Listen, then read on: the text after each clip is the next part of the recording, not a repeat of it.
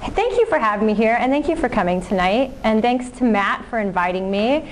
And I want to let you know I knew about you before you invited me here because I followed your work on the mosque, and I admired it. And so thank you for your work in making this a warm and welcoming community to all, or working to make Temecula a warm and welcoming community to people of all faiths. It's so important. It's so important to me personally. And just I wanted to start with a little background on me with a beautiful introduction. My house is an interfaith council as well. My husband is Jewish, so every night the dinner table is an interfaith council with a Jewish guy, a Mormon woman, and two undecideds. Actually, there's a great cartoon that hangs on the wall of our synagogue. It says, "Well, I'm Catholic and he's Jewish, but we're raising the kids as wolves." So our children are not wolves; they just have to study twice as many things as other kids. So we remind them that's a very significant responsibility. I'm a religion scholar by profession. I'm in an English department, but I do interdisciplinary work, and I work largely in religion.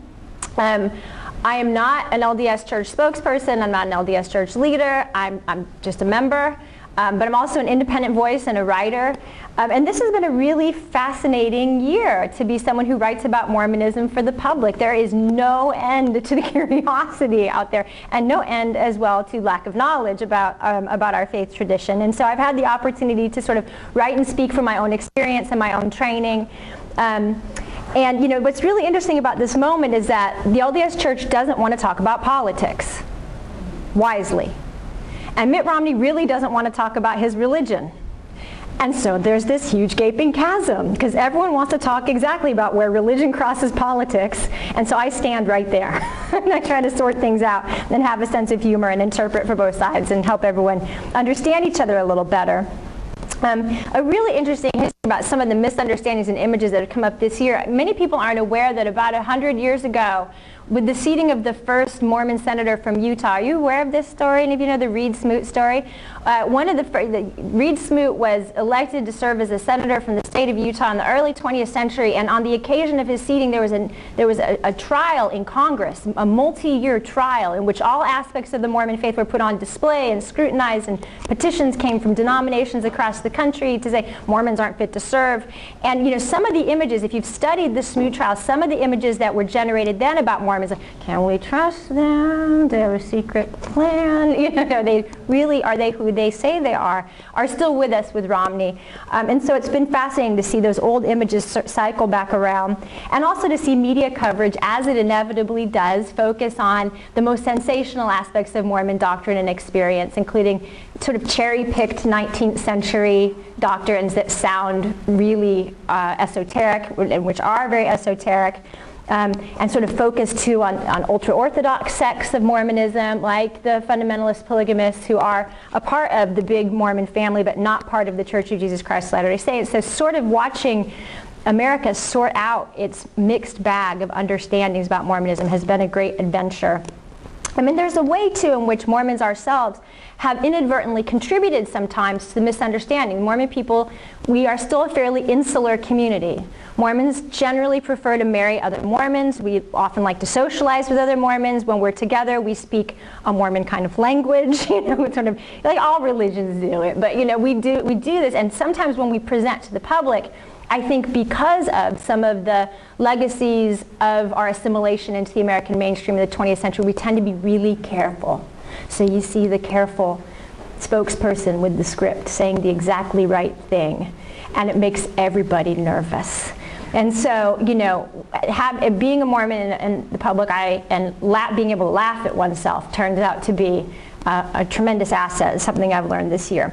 But what's really been missing for me for so long, and especially during this year from the coverage, is a sense of just the basic humanity of Mormon people, like what it actually feels like to be a Mormon on a day-to-day basis, like how we live and experience our faith. And that from a diversity of Mormon perspectives, because there are a diversity of Mormon perspectives. There are conservative Mormons and there are actually progressive Mormons. Half of them are here in this room tonight. All the Mormons for Obama are here.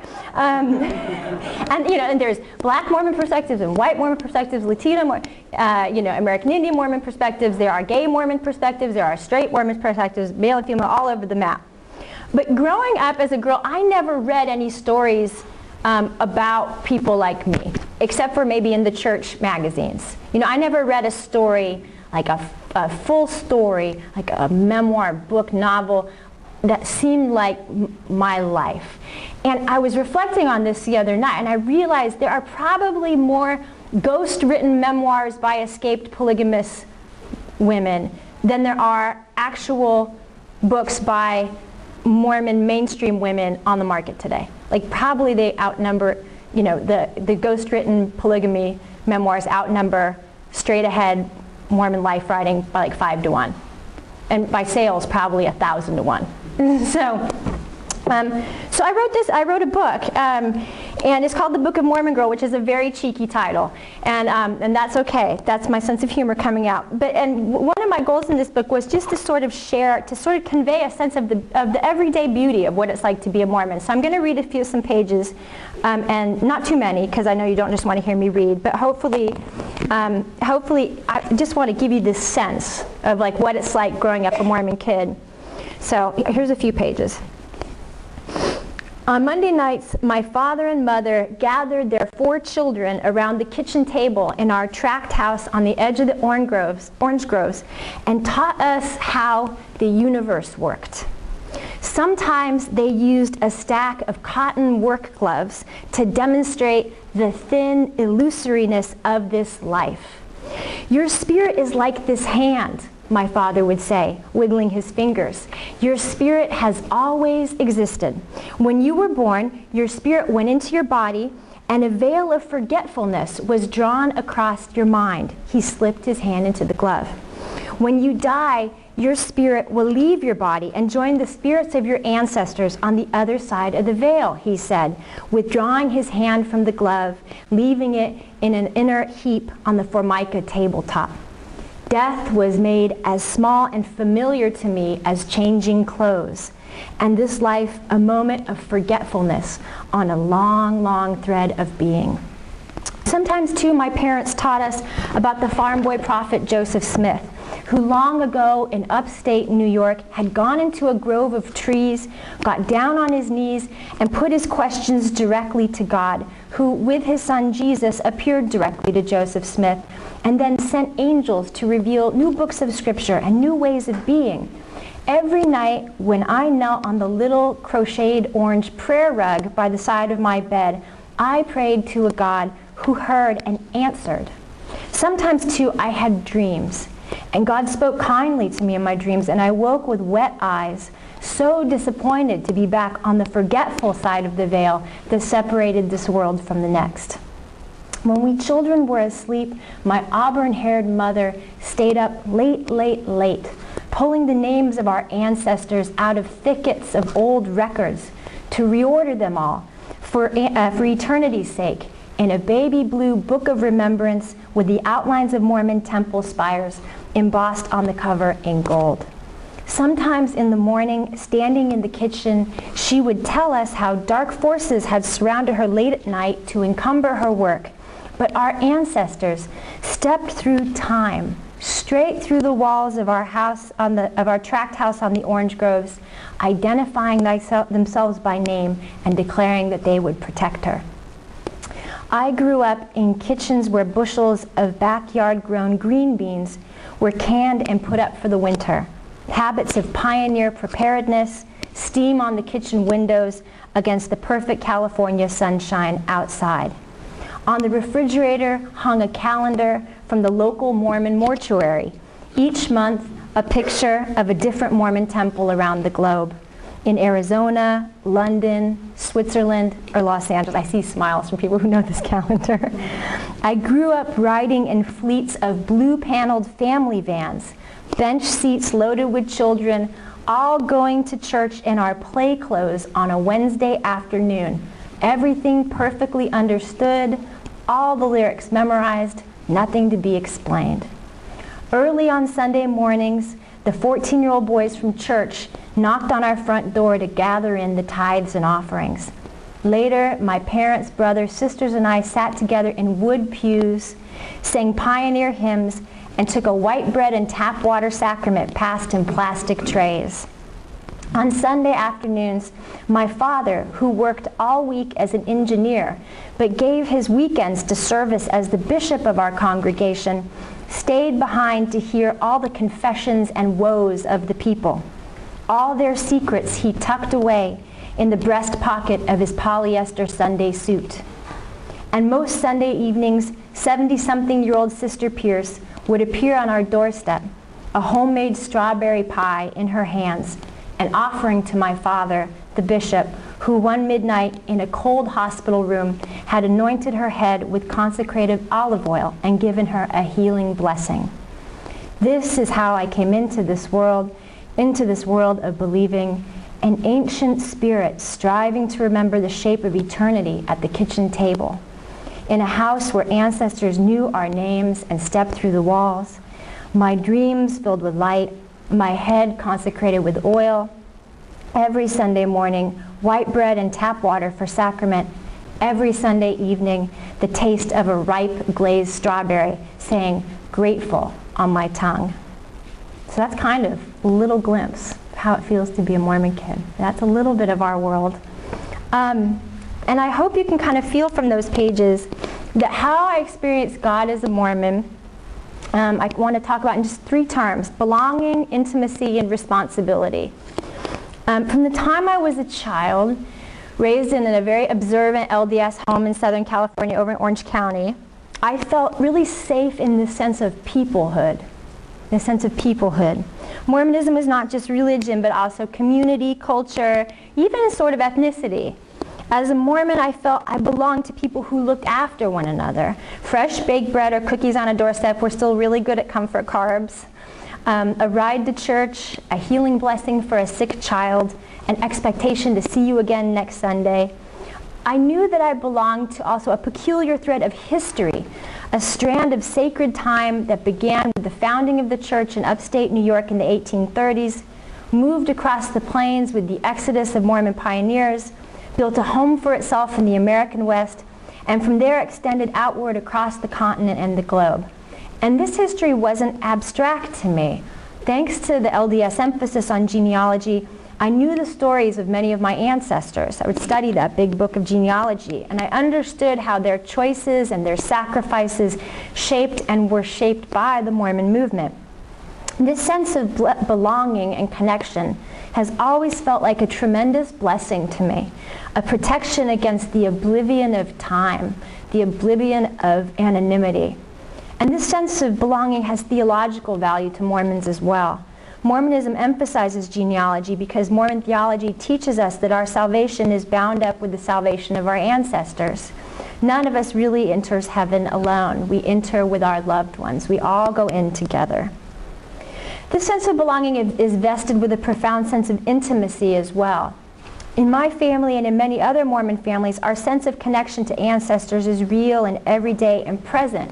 I was raised with the sense that my ancestors were invested in my choices, invested in my well-being. And I've had experiences, as well as my great-grandmother, my grandmother, so these family stories we passed down that have given me a sense of, once in a while, an ancestral spirit will peek into this world as well. Mormons often will say amongst ourselves that the veil is thin to describe the incredible proximity between the spiritual and the everyday worlds. And scholars of Mormon history and theology emphasize that this sense of profound daily intimacy with the divine is really one of the special hallmarks of the Mormon tradition. It begins, of course, with the founding story of our faith. The story of Joseph Smith, 14 years old, riven over questions which church to join, went into this grove of trees and prayed to know the truth. And as our tradition teaches us, he saw God the Father and Jesus Christ, encountered them directly, immediately, personally. So this story that one person's individual search can lead to an intimate encounter with God in the most mundane of settings. This is our tradition. It's a tradition that emphasizes that God has been always very much alive in the world and is still very much alive in the world, and that time and events bear the imprint of the divine, and that we through our work can help the divine unfold. Mormonism teaches that every individual is entitled to approach God directly in prayer and to receive answers, direct answers.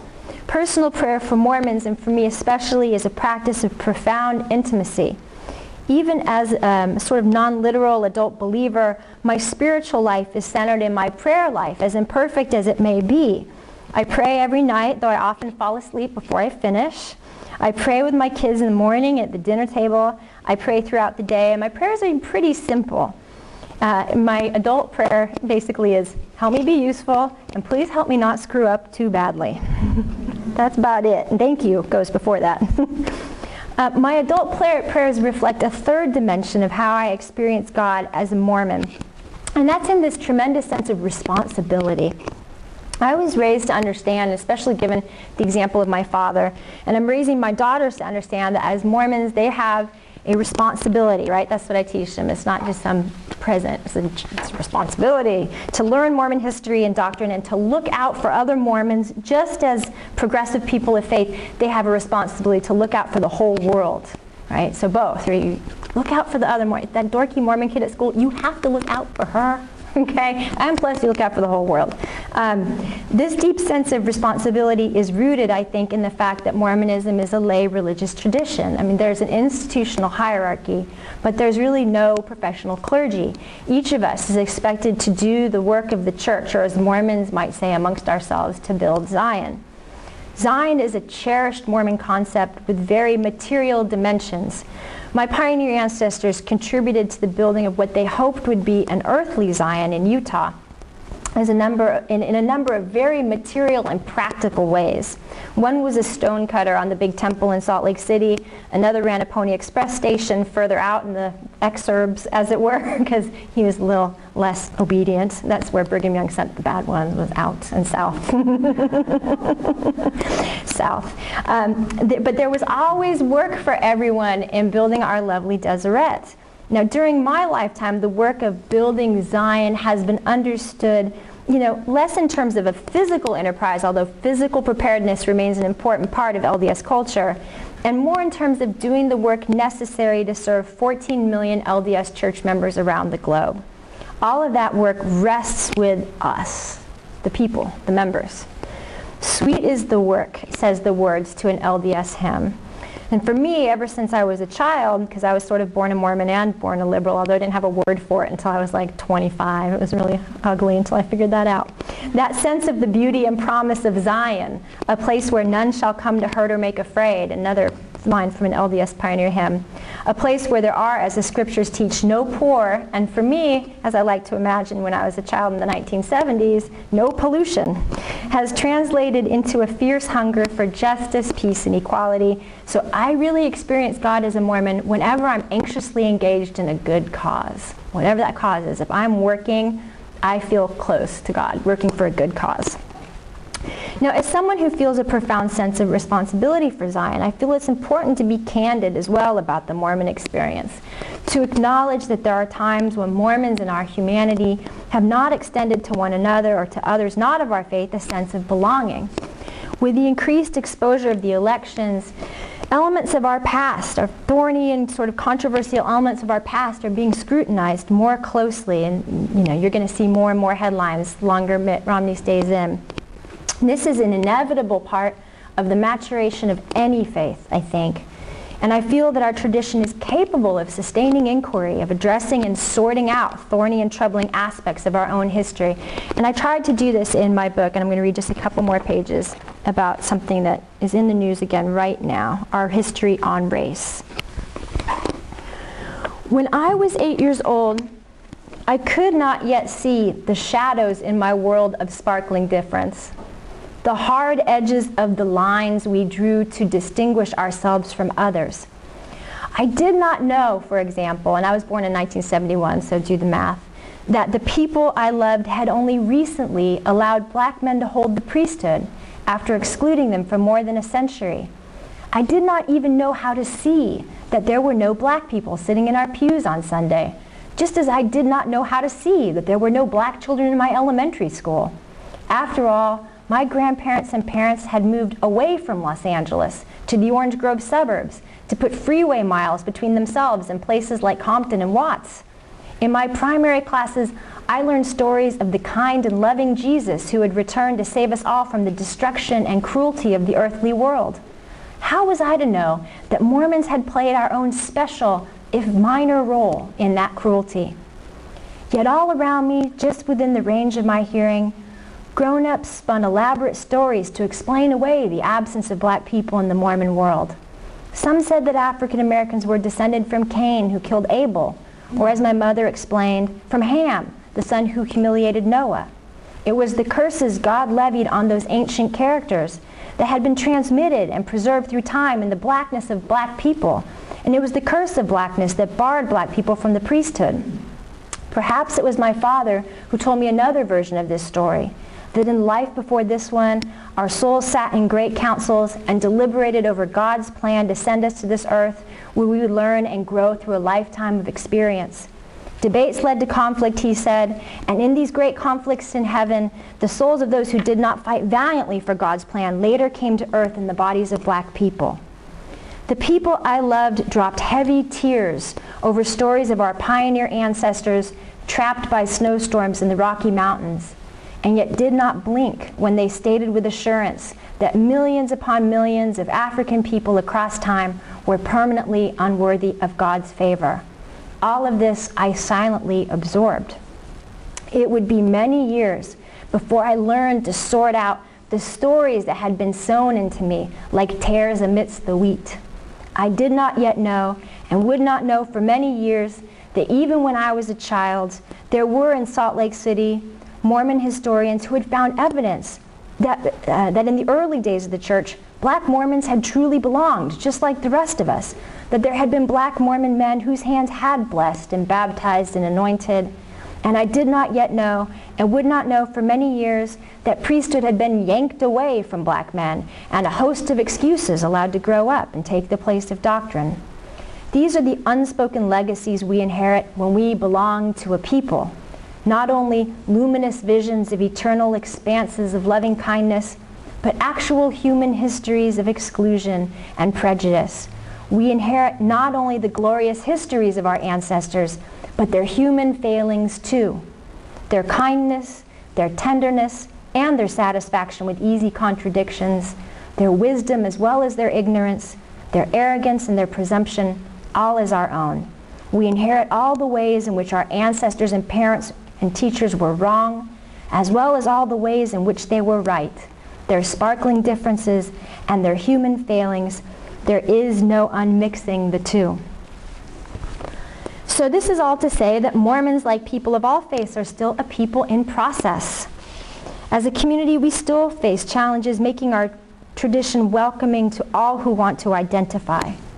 Even Mormons who experience periods of faith crisis or transition, or who find they can't quite profess a literal belief in Mormon scriptures and doctrine, or who grapple with thorny aspects of Mormon history, they too sometimes, along with gays and lesbians, progressive people, experience profound judgment or rejection or abandonment.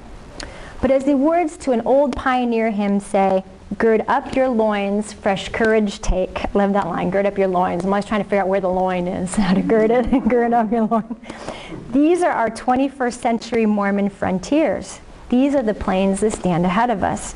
I see many signs around me that Mormon people are willing and capable of doing this work. And I think we're witnessing a period in Mormonism when even unorthodox members of our broader faith community are reaching out to one another and creating spaces of refuge and shelter where we can all sit down and sort out our journeys and tell our stories no matter how unorthodox they may be. There is work to do and distance to travel, but Mormons have always, I think, experienced God in the journey. It should not make us afraid that Zion is yet miles in front of us.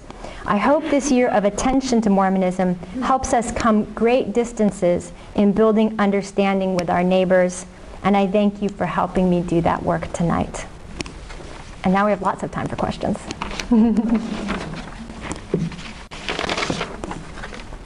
Or I could just read more from the book. You want just more? I have copies with me if you want it.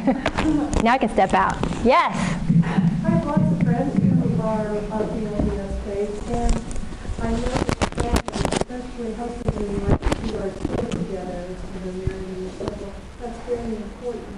And I wonder how it is with you personally, since your husband is Jewish and he's not of the Mormon faith. Yeah, that was a big deal for my family, for the family I came from. And And it's still, like in all interfaith families, an everyday negotiation, although the answer is usually humor, yoga, and basketball.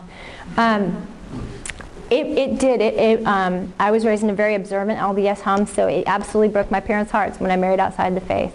But they came to the wedding, they helped put on the wedding, they accepted my husband, accepted our children, and my husband is welcome at church. He attends with me and my kids, the weeks we're all together in Mormon church, he's there. So, for me, I married a really good man, so I feel like, hooray. There's a great Mormon saying about having an eternal perspective.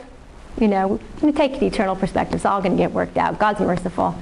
But it is for, I'm less observant in terms of like orthodoxy than my parents are, so they did sustain a little suffering over it, and I regret that, but this is the path life takes us, right?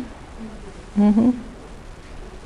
I don't really have a question, but I wanted to say I heard your interview with Kristen Tippett, and when I sat there as a Catholic who grew up in Orange County, feeling like this is exactly the way I feel about my faith. And I don't attend the Catholic Church, and I haven't for quite a while. But just as you talked about going to BYU, and you had progressive, even feminist professors, and I grew up post-Vatican II. I remember learning to serve the Latin Mass, but never did because everything changed. And grew up in this Catholic church and then collapsed in front of me. The post-Vatican II Catholic Church kind of collapsed in front of me. In the same way that your professors were fired from BYU. The theologians that I followed were excommunicated from the Catholic Church, but I still felt a connection to them. And I trying to form this into a question so you could respond, but I couldn't. But I just want to say that when I listened to that interview and hear you tonight, it's like, absolutely. The same thing. I get a lot, I get that a lot from Catholic people, and I'd never thought about the similarities, but I think there's similar histories of misunderstanding and suspicion, and also that sense of belonging and warmth in the tradition. And it's so funny, I write this column called Ask Mormon Girl, which is unorthodox answers from a very imperfect source, and Ask Catholic Girl launched 2 weeks ago. And Ask Jewish Girl launched this week. These are these women who've been reading my column for a while, and I was like, are you ready? I think you need to do this too. And so Ask Catholic, go find it. Ask Catholic Girl now exists. But it's that same experience as I was reading their column from a week ago, and that same experience of like, you love this tradition, you just love this tradition. Then maybe there's things in your full adult life of faith, as faith transitions, as every faith life goes through phases and transitions, that make it hard for you to inhabit it the way you did as a kid, right? Same thing, right? Same thing. So we're not so different. No, not at all. Yeah. We're having an interfaith moment. And as far back as I can look, my ancestors were Catholic. Right. So that's my ancestry, and I have cut that tie. And there's some beauty, Pain of that. and there's some of the mystery, the beauty of Catholicism that's so distinctive, and you just can't really trade it for another tradition. It's not the same. No. That's how Mormons feel too, Yep. And exactly. Yeah. And none of you recognize any of that either, do you? In all your varied faith paths. So Joanna, you're interviewed weekly from different sources. So what are the top 3-4 questions you always get? I'm just kind of curious right now, what are those who opine about Mormonism that are not part of Mormonism, what is the rhetoric that always gets presented to you? It's so topic driven. So this last week's it's been all about mommy blogs because Mitt Romney's daughter-in-law had a mommy blog. Mommy blogs, mommy blogs, like this genre of self-expression where moms post like, here's what our family's doing this week, here's these cute photos, and it becomes sort of a competitive sport. Like who can have the absolute cutest mommy blog? So there's a lot of questions about that right now, but it depends on who I'm talking to. I'd say I'm often heartened by how sophisticated questions are, especially from the international press. But everybody wants to talk about polygamy. It's got to come up at some point. Even when you're on public radio, someone's got to ask a question about, garments, the Mormon practice of wearing garments. It's always got to come up. Someone's always got to talk about it. So we keep coming back to those two kind of most points of curiosity, no matter where I am. Just people ask them in more nuanced ways, depending on the venue, radio or National Public Radio. Everyone wants to know. Speaking of those kind of curious questions that get asked a lot, I don't know if you saw the Colbert Report last week he was talking about the baptism. Yes, that's in the news now too, yes. Yeah, and yes. Partly because of, and I'm going to butcher the name, and because I'm an English student I feel particularly embarrassed. Elie Wiesel. Who protested that practice of baptizing dead Jewish people. And I was wondering what your perspective on that, being married to a Jewish man, being an English professor who probably teaches Eli Wiesel's literature, and being a Mormon. I know, it's kind of, I had to write a post real quick and get that out there when this first broke. I grew up doing baptisms. I've participated in baptisms for the dead. It was a part of my upbringing. It's kind of a teenage thing to do. You go when you're a kid. And I always experienced this sort of, it was my first introduction to the Mormon temple, to what it's like inside a Mormon temple. And so I always have this, I have that warm sense of familiarity with it. The church has tried to put in, it's so difficult. It's a very touchy subject, and it's one that I probably have still forming opinions on in general. I mean, of course, from a Jewish perspective, if I could speak, from my husband's mouth, even though he's not here and I'm not Jewish, there's, of course, forced baptisms have been a part of the oppression of Jewish people around the world since the 4th century. And so the idea of an ancestor being involuntarily baptized has that special, very long historical connotation. I think there's also something about the intimacy of a single name. When you go to High Holy Days, when you go to High Holy Days in the fall, they talk about, may your name be inscribed in the book of life. And I think there's something about the name, because it's not just like some random, it's like your ancestor's name is being said somewhere and a ritual done over their name that I think is particularly powerful as well. And so that's really tough stuff. And so I don't submit my husband's ancestors' names for temple work. I'd leave that memory alone. That memory belongs to him and his relatives, and that's kind of off limits for me. And I know the church has tried to put protections in to prevent baptism of Holocaust victims, which is the most sort of egregious, and even the good firewalls they've attempted to design have not been impervious. I wrote a column about it 10 days ago in which I sort of brainstormed a few other things that could be done to encourage a greater sense of responsibility, because it's so decentralized, the practice of doing genealogy and submitting names for temple work, that it's really hard to centrally block abuses like Anne Frank. But in the weeks since the story broke, we've seen leaders from faith communities, Hindu faith communities, Muslim faith communities, all express concern about it. So, I think, the more observant or the more traditional LDS people I've heard talk about it always will want to stress that we don't view this as some forced conversion, that it doesn't turn anyone into a Mormon, that is sort of following this notion that everyone has to be baptized, Christ's commandment, everyone has to be baptized to go to heaven. And so you're making this available to the soul to choose on the other side, to elect whether or not they accept this ordinance on their behalf. So there's not this sense of compulsion that Mormon people do it with. And I think there's still a need for greater dialogue and reconciliation around the issue, because it does call up great feelings in people of other faiths. And I'm not in a position to facilitate that, but I can certainly appreciate how serious the dialogue could be, if that makes sense. Addressing what you just said, there is, though, this unfortunate tendency, and it's just, it's one small sector, but there is this unfortunate tendency among some Mormons, particularly online, I've noticed, to not only defend the practice, but to scoff at the concerns of those who object to it so strenuously, and say things like, well, if you don't believe in baptism, then why do you care if we baptize your relatives? And with total disregard to the level of insult and just sheer, chutzpah to do something like that. There was another hand too. So in your journey, did you leave the Mormon Church at any point? Can you talk about that? Yeah, well, yeah. Do we want to talk a little bit more about baptisms for the dead? Sorry. Yeah, let's stay with this subject for a little bit, and then we'll get there, because I know this is very topical, and there's a need for dialogue about it. So go ahead. Did you wanted to say something? Well, it's interesting hearing, that it could be an insult to do that, or scoffing, or. 'Cause that's not how we feel about it. No, it's not. Yeah. And if you have faith in the church, and you have a testimony that Joseph Smith was a true prophet, that all the things that he taught, you're going to follow. And if you don't follow them so that someone else gets offended, you follow them because you want them to follow you in the right path. Mm-hmm.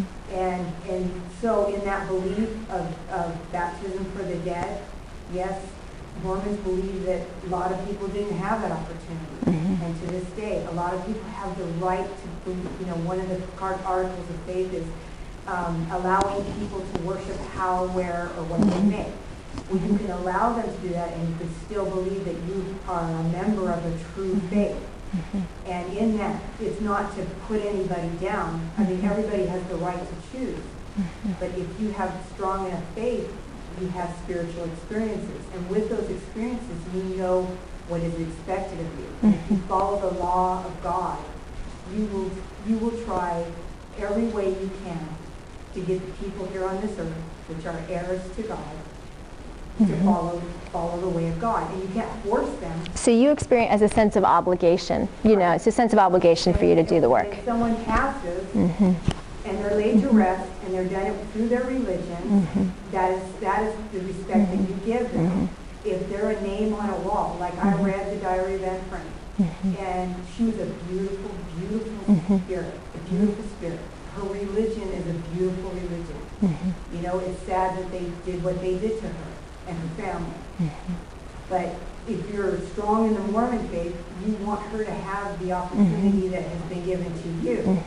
And by baptizing her, all that we believe it's doing is saying a prayer. And approximately doing what you would do, like Jesus would do with John the Baptist, and saying a prayer, and then she's there. Her spirit is alive, that we believe it's still alive. Let's hear a few other voices too, because this is a topic that's really strong. Yeah. Okay, there's a sidebar to this that you're talking about now. What about things for people who are alive and can reject or not like, not believe in things in your faith? For example, Rick Santorum wants to, because of what he says is his faith, make it illegal for you to perform amniocentesis on children. And this for him is a matter of faith. For other people, this is not a matter of faith. And as a Mormon, does he have the right, not an obligation, but the right to force his religious views upon people who do not believe the way he believes? You mean as a Catholic? Santorum's Catholic. I'm sorry. Yeah. As a Catholic, yes. I think that's the challenge of this moment in American history. People have said we've had sort of a secular public sphere, and scholars of religion in American life say we haven't had a secular public sphere. We've actually had a public sphere that's quietly Protestant. That's Protestant that acts like it's neutral. And now sort of as we see a lot of Protestant influence receding and we see a more robustly interfaith public sphere where we have Catholics, Mormons, Jews, Muslims, all playing a more vocal role in the public sphere. I think we're seeing in our lifetimes the renegotiation of how we're all going to get along. It's not just under the terms of Protestantism that masks as secularism. We have to actually dialogue about what appropriate boundaries are. And I am stunned that this election cycle that we thought was going to be about the economy has become so much about faith and these social issues. It's really pretty stunning. Lost the economy issue, so they talk about something. Yeah. Over here. Just as far as my background, I was also raised Mormon, very devout. I actually did get married in the temple and ended up divorced, which is a whole different other thing. And I'm no longer attending. But also have a love for a lot of the things that you can't find elsewhere, and for the traditions and for the good parts of Mormonism. And one of the things that that bothered me as a child, but I was always raised in an area that was not Mormon. I never had Mormon friends. I had actually mostly Jewish friends, but non-Mormon friends, and I think that helped me. But one of the things that bothered me as a child was my friends of other faith thinking that if you did not belong to the right faith, you would go to hell. And one of the things that I loved about the Mormon tradition was that the baptisms for the dead and doing the ordinances for the dead was basically a way of saying, if you did not do this because you didn't know about the Mormon church or didn't believe it for whatever reason, you don't go to hell. People here can do that work for you and still give you opportunity. And on the other side, they do get to choose whether they want to accept it or not. It's nothing is forced. So to me, that was a very beautiful thing. Something that was very cherished, and I think, even though I don't believe in my religion anymore, that I think is still a beautiful thing in religion, that instead of trying to relegate other people outside your circle to hell, you're trying to include them in your heaven. And then I came up against people believing very strongly that this was a very insulting and horrible thing, and I could see where it would be. And I don't know how to resolve that, but I think that's where it comes, a lot of the things that you'll read online from Mormons. Part of it is it is a very insular community. But when you're raised in that tradition to think that this is how you are paying respect to your ancestors, and this is how you are paying respect to people of other faiths, and how they're excluding them from heaven, how that their families can be together now too. It's really hard, I think, as a human family to step outside yourself and say, let's take off my hat of my world experience and my worldview and see what does it look like if I am the descendant of Holocaust survivors instead of the descendant of Mormon pioneers who sacrificed to be able to have their religion. And that's what we're seeing. I mean, that's what's so fascinating about this moment is, you know, that so much of what Mormons have done amongst ourselves and with our own understanding, and from my experience, mine matches yours and yours as well, that, you know, we do baptisms for the dead, you know, not to say, oh, you're flawed unless you're Mormon, but like as this way of, we recognize we want you in the, you know, in the family among the happy. You know, we want to take care of everyone. Right, exactly. But that's what's so interesting, because now we see that this practice that we've done for years and years and years, and now it hits sort of the light of day, and people are sort of grappling with it and coming up against it. See, we're having to try and negotiate for the first time how Mormon practices really play out in the public sphere, in this newly robust interfaith public sphere. It's really an interesting challenge. Because being insular and not seeing other points of view, whether you're Mormon, Catholic, whatever you are, is a damaging thing. Yeah. But these kinds of conflicts that bring it to the surface and make people think and maybe even step outside their box, I think is all for the better. But it's a painful moment, I think, for people on all sides. Hey, take an eternal perspective, right? It's all going to work out. That's what we say. Back row. You know, I am a member of the Mormon faith. I'm an active member currently in the community of Temecula. And it just breaks my heart to hear this lady in the front row talk about people that scoff or, you know, say things of our faith that are insensitive to other faiths. And I think this is a really important issue. And I think one area that we need to maybe clarify for people in this room that aren't members of the church is that there is a culture in our church, and then we have what's doctrine or what comes out from Salt Lake or the leaders of our church. And I think the leaders of our church out of Salt Lake are doing a pretty good job of monitoring and dealing with this issue with the Jewish faith and the baptisms for the dead. I think a lot of times, though, we can be overzealous, and that can come across as being insensitive. And that's a tough line for some people. You know, so I think we have to be careful of that as well as members of the church. That was very... kind of keep our culture in check and be sensitive. And you're all doing a very good job, by the way. You're all... I know it's not my classroom, but I teach. Forgive me. Go ahead. And I just want to be perfectly clear. I think I know lots of Mormons online. I have a wide circle of Mormons. She hangs out in the bloggernacle. I do. I'm an FMH member. So, you know, I know that there are many very generous, loving souls who would never scoff at someone else's beliefs. And when I say scoff, I'm just saying there's this small percentage that I've encountered. And I think it's primarily a function of this insular community where they really haven't had the opportunity to even really be aware of the history of Judaism in Europe, where you know, thousands and thousands of Jews over the centuries have given their lives to avoid being baptized because they refused to do that, and how important a value that has been to them. And so therefore, it gives a whole other shade of meaning to somebody taking your dead relative and baptizing it. So it's just so important to have the kind of dialogue that we have, and to become aware of one another's faith tradition. Growing up, my best friend was Mormon in high school, and I would go to the seminary early in the morning with him sometimes, and they make pancakes, and it was awesome. And, Not at my seminary class. yeah, well, it was Take a Friend to Seminary Day. Where they that's right. and that brings me to my point of, you're walking this fine line when you're doing evangelism of you're wanting to share something that's very important to you with somebody who's very important to you. But at the same time, that can intrude on some of their boundaries. And, I always found it charming that every time I came and I met somebody new who didn't know that I had been around a bit, would be like, do you have a Book of Mormon at your home? And I learned to say yes, I did. But, I very rarely left without an offer to have a Book of Mormon or to go to another event or, and a lot of my other non-Mormon friends found that kind of almost insulting. And I think because I grew up in a church and I kind of understood what inviting people to church kind of meant from the inside.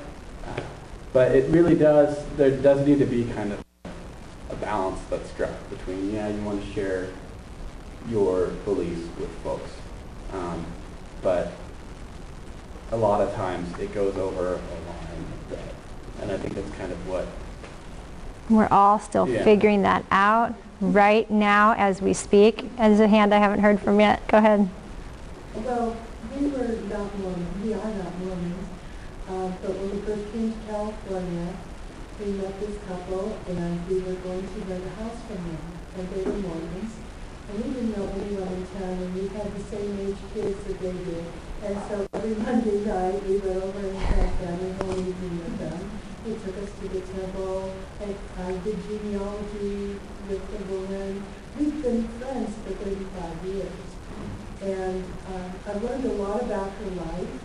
I think there's a lot of misconceptions that a lot of non-Mormons have about the woman, especially what their role is. And I'd like you to comment on some of that, because a lot of people outside Mormonism view it as a subservient role to the male. And the second thing is I'd like you to comment on something I think is really wonderful, and I've done for the last 35 years, is have a year's supply of food and things for emergencies, always being prepared. So if you would comment on those two. I'll start with the food first. That's the easier one. We have an 8-month supply. We're working up there. But we figure it really will last us 2 weeks because we're social. We won't be able to turn in the whole block. We'll come eat for 2 weeks, then we'll go figure it out. We don't know after that. But, and I was raised to grow a garden, and I have, a vegetable garden. My kids know how to do that. And these are all this wonderful tradition of preparedness. The church now recommends like 3 months, recognizing that 8 months to a year can be financially prohibitive for a lot of people, and depending on climate and geography and culture. So. But yeah, it's a wonderful, that physical preparedness, and people oftentimes sort of gloss it as being some sort of, especially growing up during the Cold War as I did, survivalist, apocalypse. And it did take, I talk about in the book, the Cold War 80s and Mormonism, and, it was quite a time. But it's really, it comes to us from our pioneer background, I think, from the fact that we're only a few generations removed from being a largely agricultural community, and that these were agricultural good common sense practices you'd lay by in order to have better in case there was a bad next year. But also just there's this wonderful saying, all is gathered in, the sense of being prepared for whatever so that you're in a really good position to serve others at all the time. So it's not really a survivalist thing for us anymore as much. It was in the 80s. But the role of women in the church is a complicated topic, and full disclosure, I'm a self-avowed Mormon feminist, so that will give you a clue as to what my perspective, and then I'm sure we'll hear other perspectives as well. But if you go on paper, and in elements of the culture as well, women do not hold priesthood in terms of the way that the church is administered on a week-by-week basis. The chain of command is pretty much all men, There are women in positions of authority at the global level and at the local level, but you will never go to a Sunday meeting where all Mormons are gathered and see a woman leading the meeting. You know, our Sunday masses, or our sacrament meetings as we call them, are run, you know, administered by men. Women speak, you know, women will play roles in the program. So on paper, you know, we are not an egalitarian church in terms of priesthood. Mormon women who are, you know, more observant or more orthodox will say it's really important to know that it's not that simple. It's not just, you know, women are oppressed and quiet, that there's been this, you know, that women do have powers, and a lot of those are concentrated in we understand a role of motherhood as being a spiritual role. Parenting for Mormons is a really spiritual endeavor. It's kind of an interesting aspect of our theology. So it's important to recognize the role of motherhood in the community, and women do play roles of authority, and when couples are, you know, supposed to work together in councils.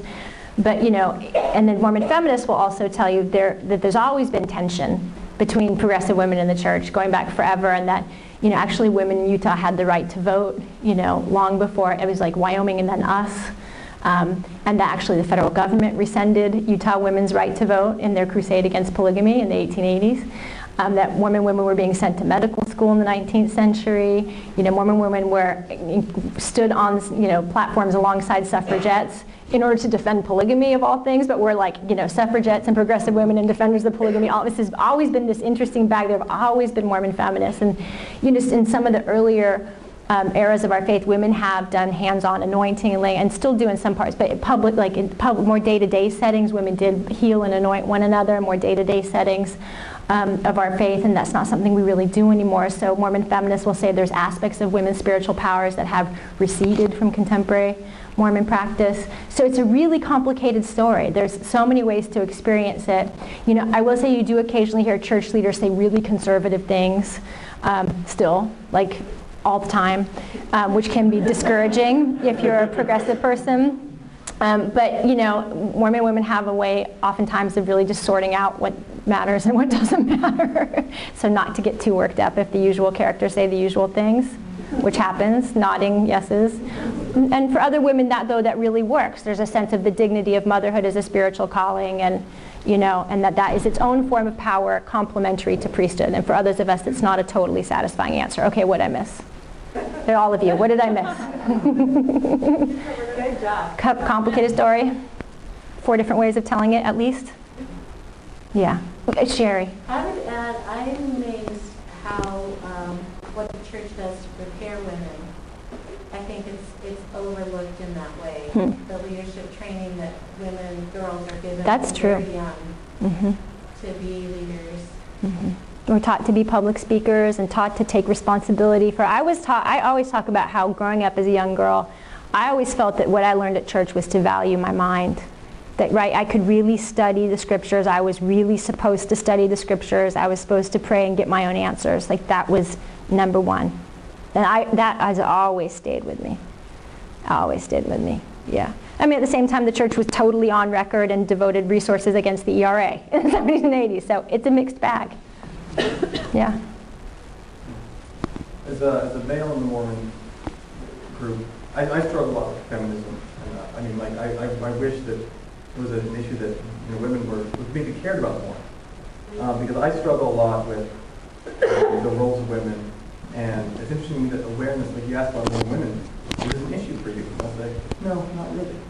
They're not really agitating for anything like that. I think you said that because, like, most women are like, they Yeah, don't want like, that responsibility. would you like to be bishop? No, no, I'm good. I don't want to be bishop. You know, I wish that women would kind of, I think they have a lot to offer.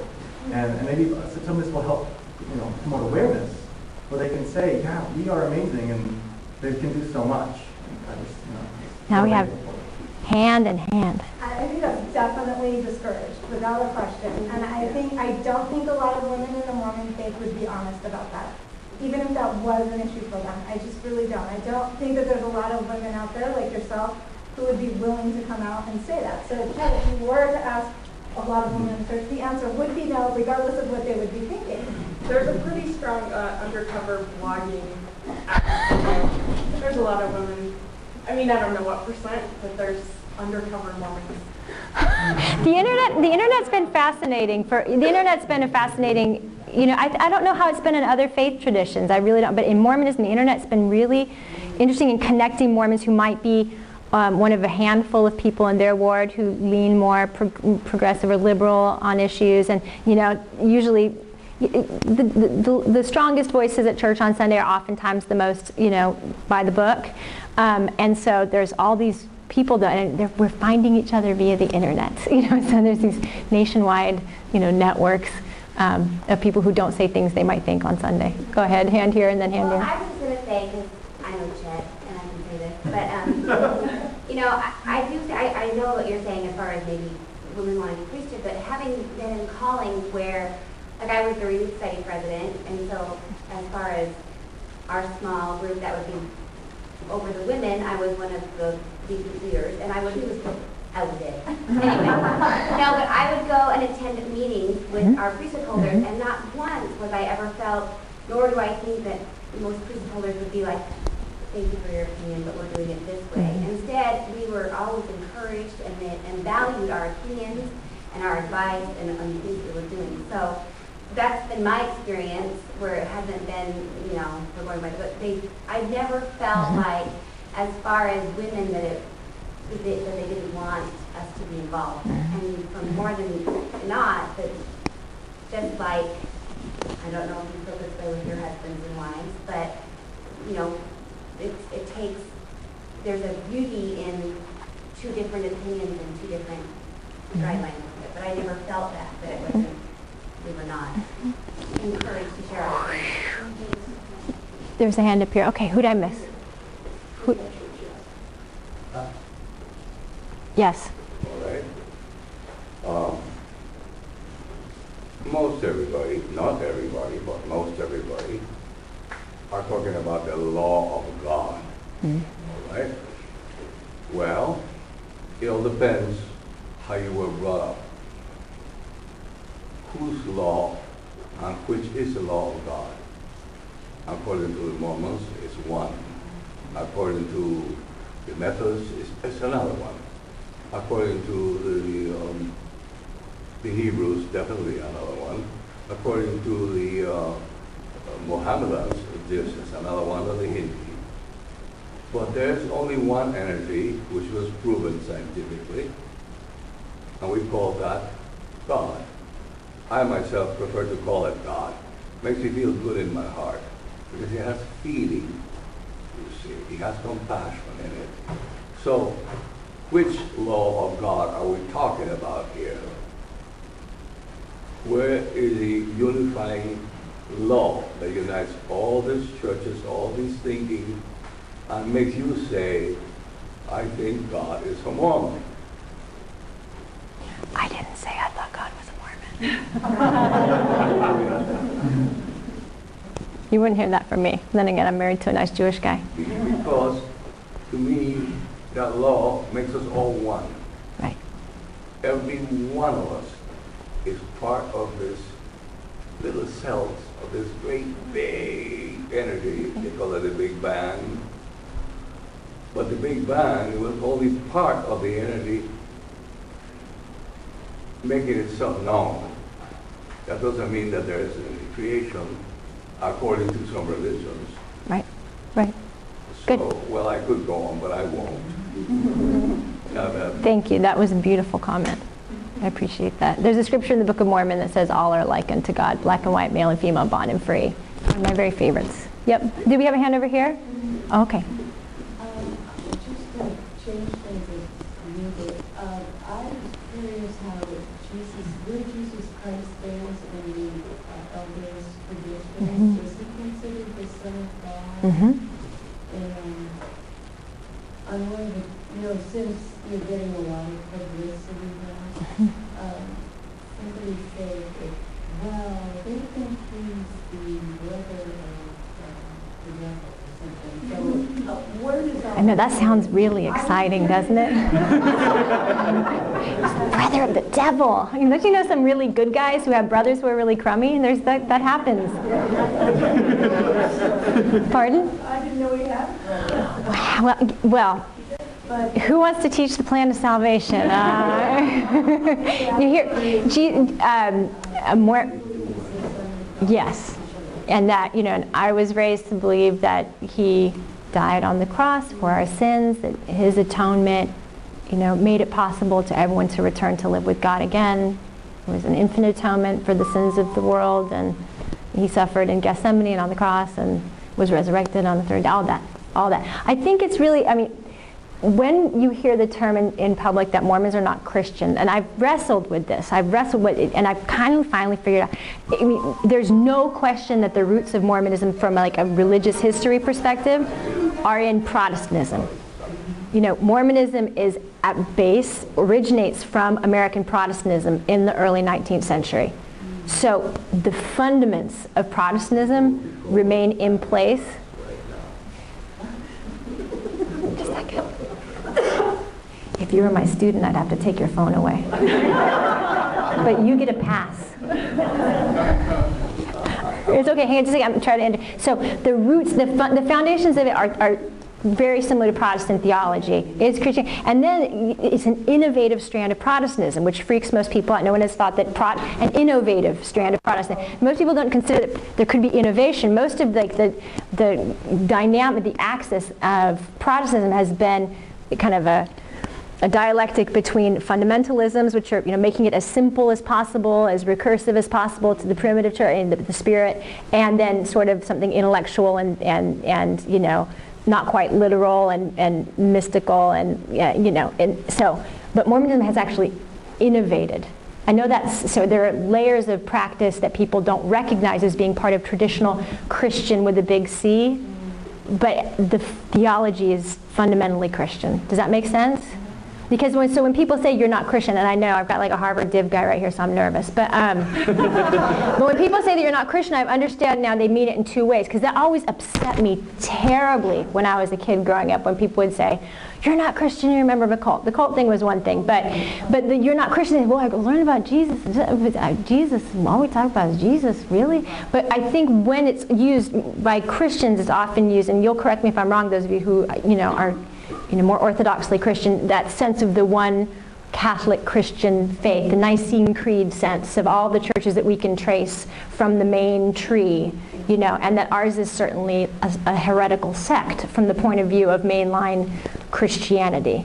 But we, in our theology, feel ourselves very Christian. Does that make sense? Yeah. Lots of hands on the tangent. I haven't heard from you. How does Mormon faith feel about things like evolution and global warming and all that kind of stuff? I knew you were going to point to me. You, at dinner it came up. I knew you were going to point to me. I'm probably one of the few, I don't know how many there are, I really don't, but I'm probably one of the few who does believe in evolution. I do believe in organic evolution, and the church doesn't teach it, they don't preach it, but the church also does not have an official doctrine on the topic.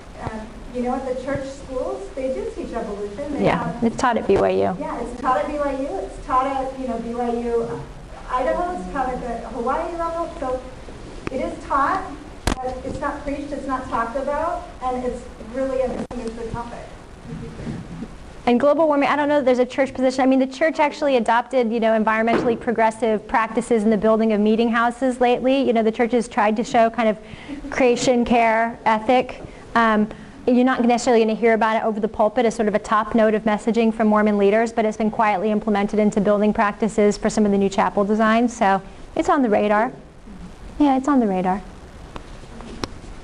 I come from a Protestant tradition, and within that tradition, I know that there are, many Protestant people who look at the Bible as literally true, and then there's many Protestants who don't regard it as literally true. It contains a lot of truths, but is not word for word literally true. Is the same thing true among Mormons, or in terms of the Book of Mormon? That's a great question. You will find actually a wide spectrum on the Book of Mormon. The voices that are the strongest at church on a week-by-week basis tend to be those who take view the Book of Mormon literally. And as a book with historical facticity, although there's a range of sort of ways people in the faith actually relate to the Book of Mormon. And what I hear a lot among, the circles I move in is, well, there are some things I don't know about the history of this book, and I'm aware of this study or that, that finding, and that, archaeologist says it's impossible, but reading this book there's truthfulness, and it's blessed my life, and I know that it's true. I don't know if it's historically factual. I'm going to hold off on that question. You will hear Mormons say that, but not loud. And not over the pulpit on Sunday in your average ward. It's just not, but it's there. It's there. I want to make one thought. And that is a lot of people think that women have been left behind or made secondary citizens and all that. It's not true. In the ancient past, there were matriarchies, matriarchs, not patriarchs. The whole thing changed, I guess, in the advent of the beginning of the Old Testament, where everything became patriarchal. But the women definitely not only had a place, but they ruled, and they said what to think and what not to think. And they were, because of their intuition, which lacks in many males, it's true. They become, or we become so materialized that we are blind to the intuition and the voice of the heart. But because of their intuition, women had a place. There were the things in Greece where they had to consult, and it was always the voice of the woman that guided humanity. Still. Somewhere it changed, but it has not changed. If you really take a look at it. The women are smarter. Yes, the women are smarter. Did you have a question or a comment? Yes, of course it hasn't. Who stands in front of you guys not presume? Yes, I have a question. I want to know, how do you raise, what do you do to raise your children that they're willing to go this 2 years of service at age 18? I can't make teenagers do their homework. Who raised a missionary? Sherry needs to say. Sherry or someone else who raised a missionary, because my kids are... Go ahead. Voices of wisdom in the middle. I went on a mission today. Sherry's like, don't make me talk. Okay, go ahead, Michelle. My family has all of it. We have 2 that went on missions, 1 that refused. Women aren't really pressured as much, but my dad really wanted me to go, and I decided it was not for me because I didn't even invite my friends to seminary. I invited them to seminary day out. But I know that my oldest brother, there was no question he was going to go, not because of his level of devotion or belief for his parents, but because all of his friends were going. He went off to be with his friends in church. He really was connected socially, and I think a lot of teens, that's what happens, if they're socially connected, then they'll all do it together. The second one, basically left religion completely by the time he was 18, and he was not interested in any of it. And my third brother actually is gay and had to go through a whole process of, I hate to use the word, but kind of repenting of being gay in order to be worthy, quote unquote, go on a mission. And he did that process because he was looking for salvation in a system that he really believed at the time. So I think it's much more complicated to say, well, why do you, and there are men who don't, their voices don't on missions. There are a lot of reasons that people do it, just like they do a lot of things that religion demands of people that is time and energy consuming. But when you're within that Mormon culture, and it is insular, and there are things that are required of you, like marrying through the church and going to the temple and getting tithing, and going to missions and inviting your friends to events, it's just part of the culture, and it really is seen as one of those things that missionary work again is reaching out to all these people that are going to be hurt in the Mormon view in their lives by not having this great blessing as Mormons see it in their life. So it's a very service-oriented religion, and that's part of your obligation to the greater society is to go out and spread the word. And again, I totally understand that to a lot of people it's not that good a word and it's not a service, but that's the mentality that is sending these 19-year-olds out to. One more hand here. I'm sure there are those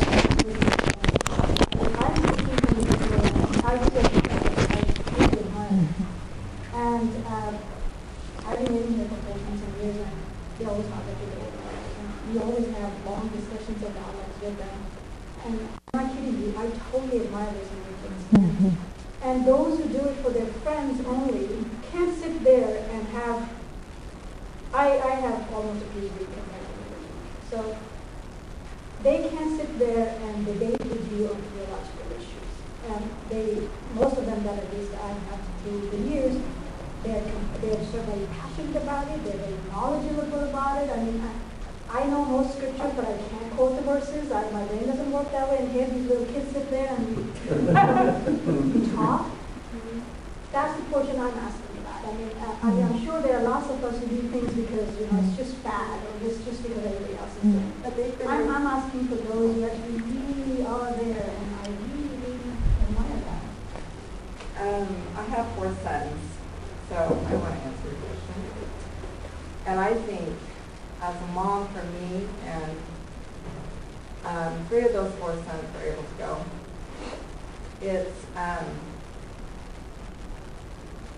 it's a personal choice. And teaching them as a child, like what you were saying, the most important thing is that you find out for yourself what is true and what's not true. And that you help what I try to do for my sons is to have them meet other missionaries so they kind of would see what other missionaries did, first of all, but also to gain that testimony for themselves and to give them opportunities to be able to gain that testimony for themselves. And also, if they wanted to go, to encourage them to earn their own money to go. Mm-hmm. Because if they do that, that's something they really want to do. And my 4th son just returned home from his mission in December and paid his entire way to go. He didn't go right at 19 when most missionaries go. And yes, culturally, that's hard as a mom. But for me, it was really important that he made that decision himself to go when he was ready to go. And I've seen 3 of my sons, make that decision, and they have a wonderful foundation because they made that decision. And so I know there are different reasons that people go, but like you're saying, the majority of my experience has been those that have gone and served well.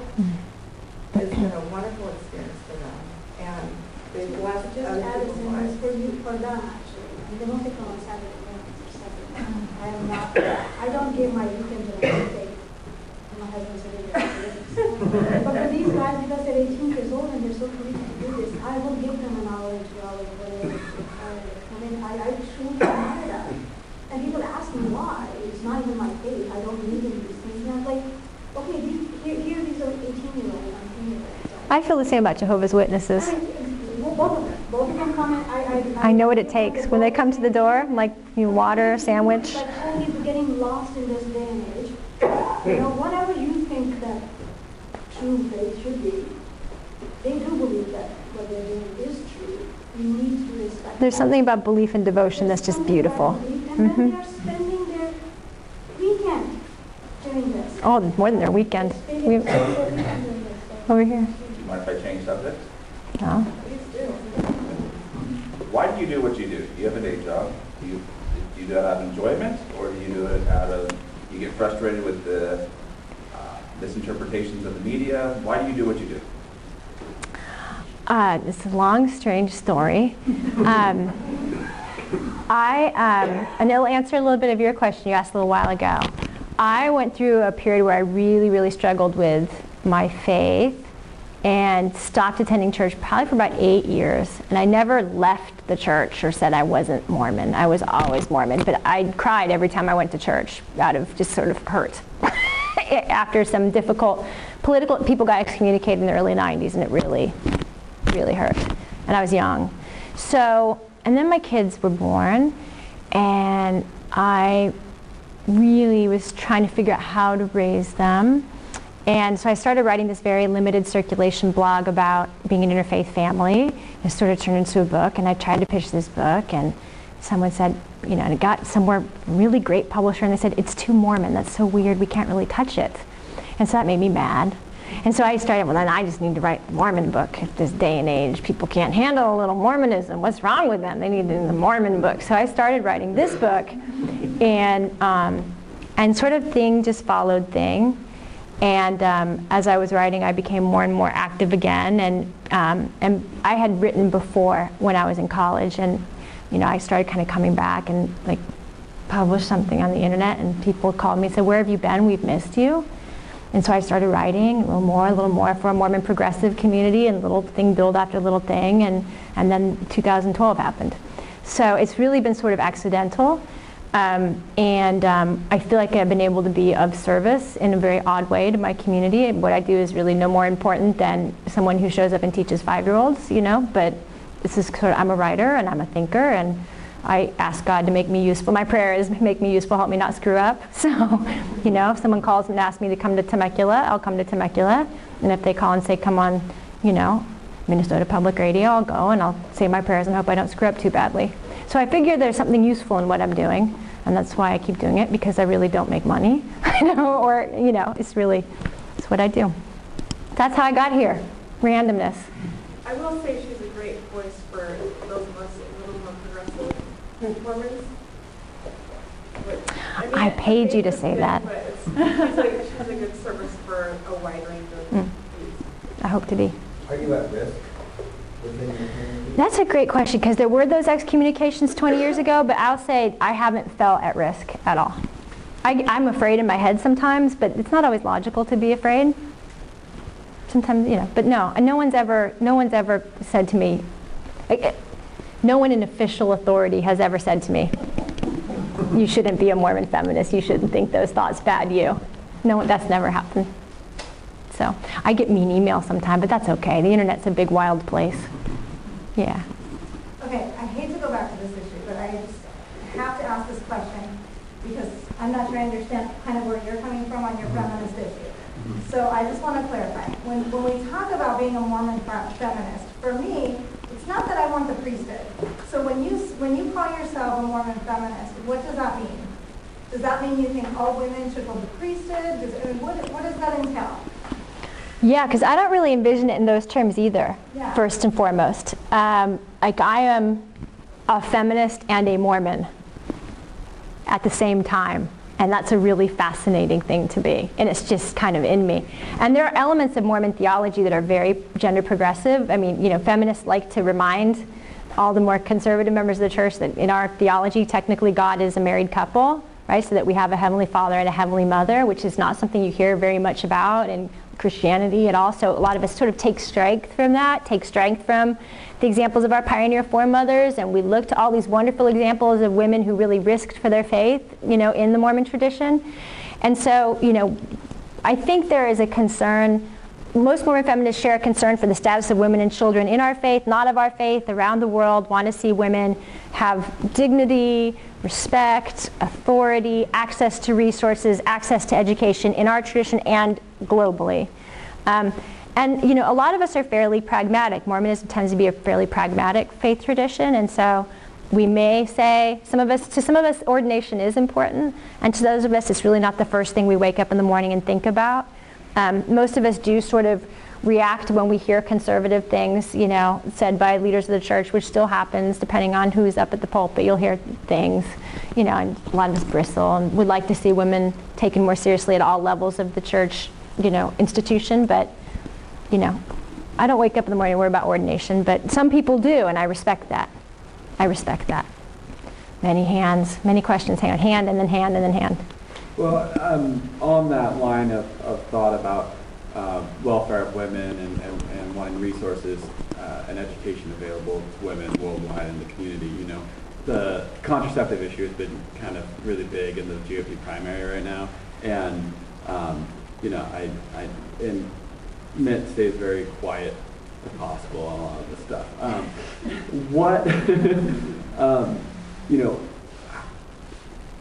Just kind of what is the official doctrine about contraception, and then how does that relate, just like, there's Humana Vitae in the Catholic Church, but most Catholics use contraception. Like, how does it work?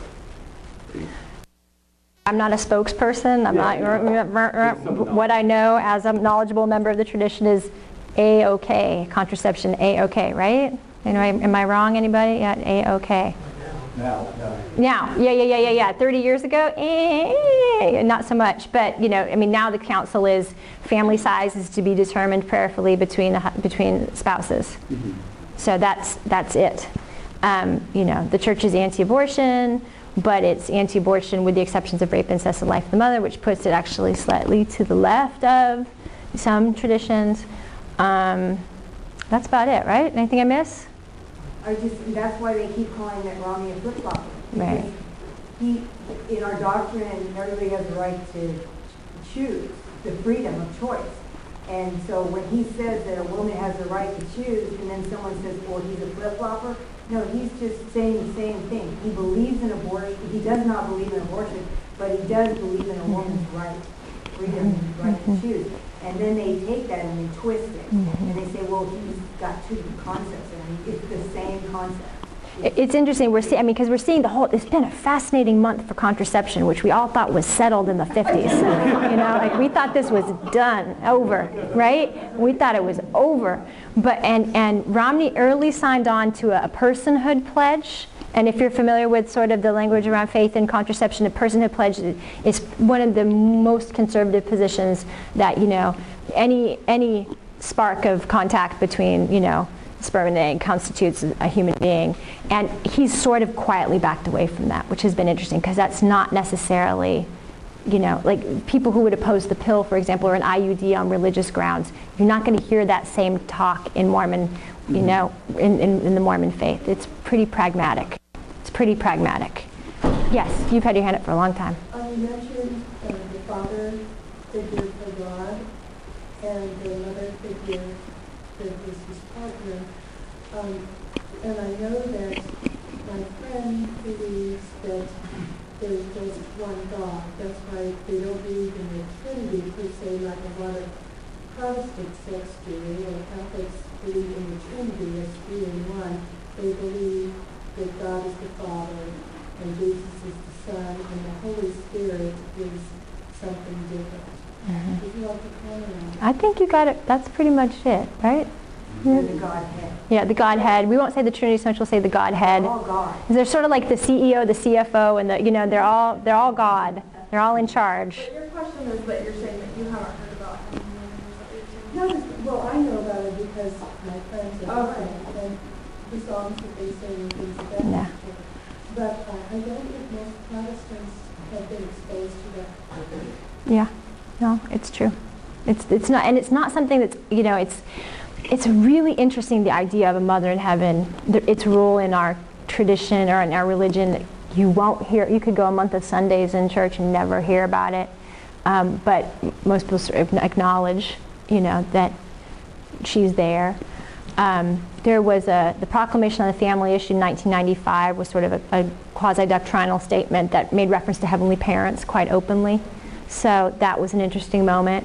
There was an article that was published in a BYU Studies, a journal a year ago, that kind of cataloged all of the official references to Heavenly Mother, over the last 100 years. And so it's there. It's just a quieter part of the doctrine. And some people actually think it's forbidden to talk about Heavenly Mother or taboo, and so you'll still get that sense that maybe we shouldn't be talking about this, but that's actually not, as I understand it from the BYU Studies article, correct, because people have talked about it over the pulpit, just not that much. Yeah. Yes. I was in a cultural competence class a few months ago, and we were put in groups, and I got the experience of hearing what other people stereotype as Mormons, the things that they would say if they didn't know there was a Mormon in the room. So I want to read you the list. I mean, we were purposely trying to be stereotypical. Yes. And let you respond to whichever 3 or so you want to do. Oh, good. And I was really curious when just the order that it came out. Yeah. Okay. White, rich, polygamy, hate LGBTQ, go on missions, conservative, homogenous, racist, hate black people, pedophiles, secretive, incest, welfare, live in Utah, cult-like, boring, sexist, religious, wear special underwear. I know when the church used its own PR to research. Secretive came up high, anti-gay came up high, pro-family came up high. And polygamy still comes up high quite a bit. The Pew Forum survey from a few months ago of, not of Mormons, but the one of perceptions about Mormons, still ranks polygamy as really big. So let me see. Respond. Well, you know, what is it? In the U.S., we are still 95% white, maybe 93.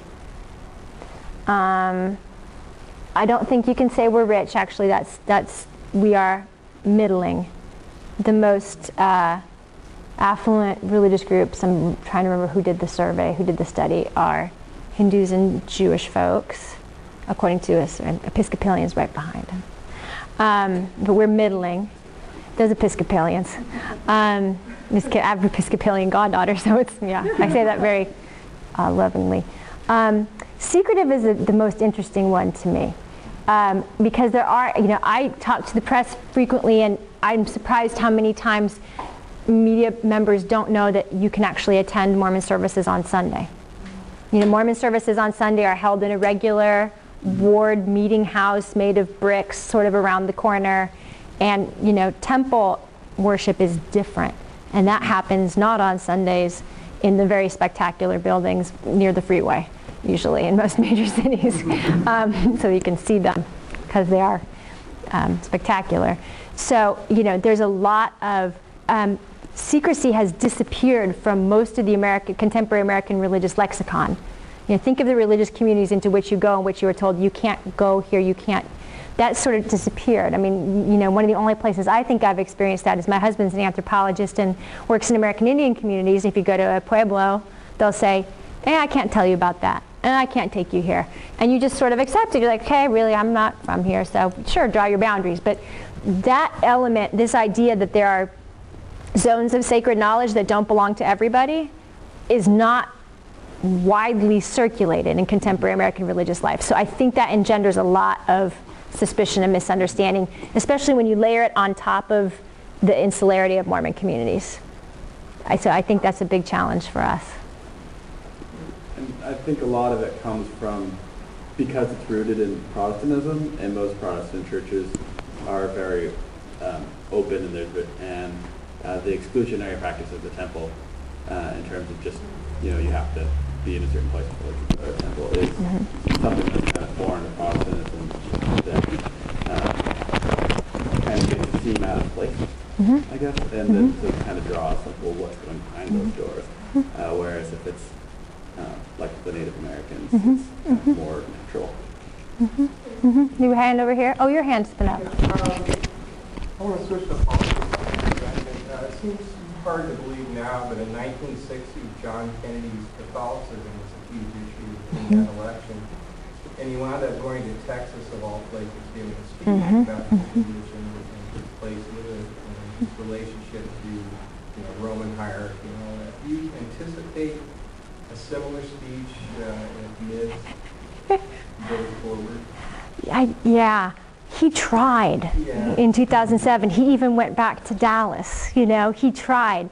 A couple thoughts. I have a friend named Jana Reese who's a wonderfully perceptive writer about Mormonism, and she published an article in the Washington Post a few months ago in which she said Romney is more like the Al Smith, not the John F. Kennedy. Like Al Smith was a Catholic candidate in the 1920s, right? So, you know, in terms of, you know, addressing, you know, anti-Catholicism, anti-Catholic attitudes and sort of being a groundbreaker, Romney's probably dealing more with the landscape Al Smith dealt with than the one JFK dealt with.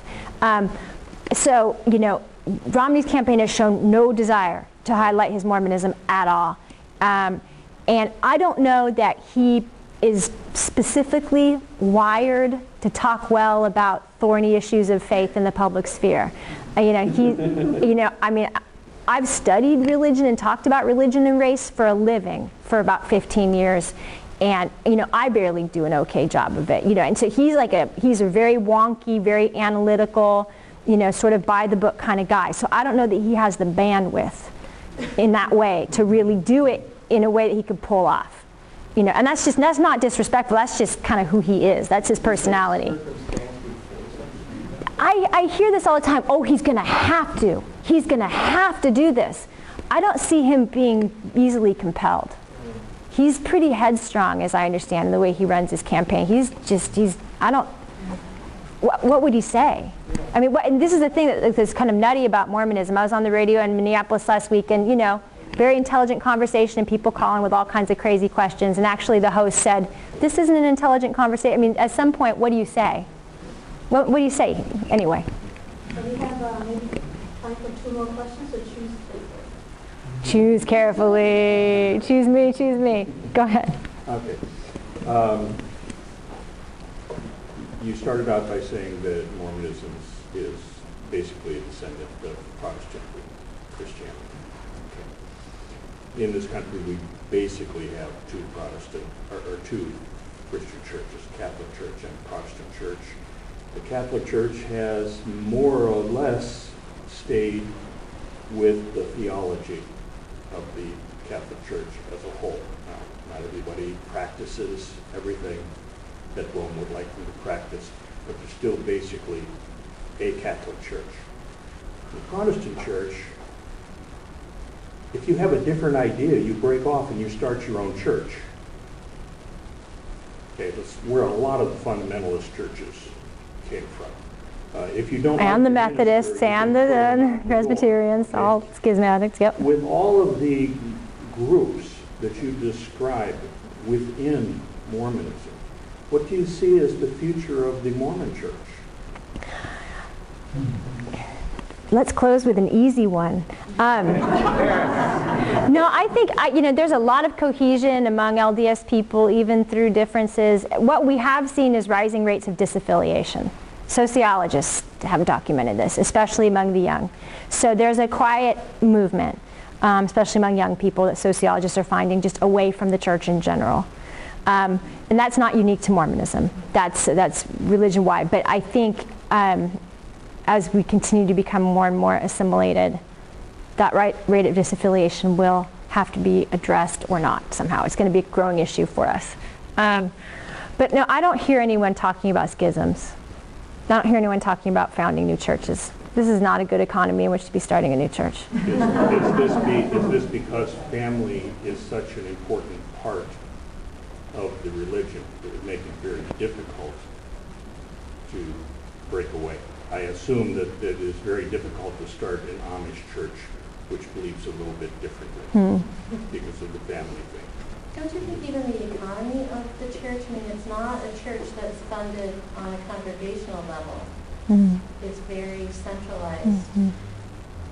Yeah, it's a strongly centralized tradition. So I think, I like your comparison to Catholicism. I think that would probably be the most applicable. The challenge will be, how much, to use the word again, bandwidth does everyday Mormonism have for diversity of approaches? It really varies by congregations too. There are some congregations where they're more mellow and anything goes, and some that are really highly, highly orthodox. Want to close with Lauren? I think that part of the difference, though, between the Mormon Church, the Catholic Church, and all the various fundamentalist, evangelical, and mainline Protestant churches is when the churches started moving into a more congregational authority structure, it became a lot easier for them to break apart and start new groups and new sects. And when you have a more centralized hierarchical authority structure like you find in the Roman Catholic Church, like you find in the Mormon Church, that it's a little bit more difficult to split that apart. Well, thank you all so much for having me. And I have extra copies of my book if you want to get one. And it's on Amazon too.